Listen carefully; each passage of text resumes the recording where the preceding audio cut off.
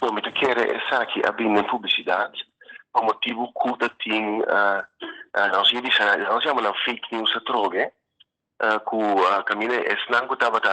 dentro da winterslag como oponente político Holanda para esse sonho, e tá agora que começa por três coisas adiante para insinuar como se fosse distúrbio no partido mais. Assim, que nós atende a discussão em social media e em mídia de comunicação, também a discutir se o processo que chega no contrato que a companhia de senhora Geisberta, que está de ex-ministra de Finanças do Partido Humano, se acana de uma forma correta. Então, se apoia agora que há bem discussão, se o liderato está na discussão seu nome. Tem que refutar se categoricamente não tem nenhuma discussão sobre o nosso liderato de partido, tampouco nas coisas sale também de notícia, não tem nenhuma discussão sobre assento ou entrega de assento de nós parlamentários ou parlamentários, não?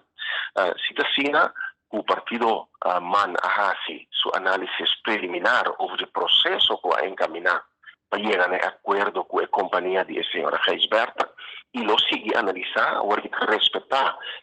o tem luto da família Geisberta e não possível de uma conversação que não passar exatamente e cronologicamente com a coisa acana, mas em todo caso, for de ponto de agora aqui, e lo que está disponível na informação, por vista que nada ilegal não toma lugar, nada corruptivo não toma lugar, por bem a discussão se moralidade ou la vista hasta nepotismo estava a ponto e aceita e consta netamente conosco deliberar mais profundo do partido, assim não sabe se consta vai roubes como para evitar no futuro. Sim, te sinaleu que nós está na altura, durante a Páscoa, outro, nós temos um fórum mais maduro e deliberar coisas hasta a hora que nós não estamos de acordo com outro, e aceita de um sistema democrático de um partido que está em diferente momento, nós temos uma maneira de regrar coisas e queda na Páscoa outro.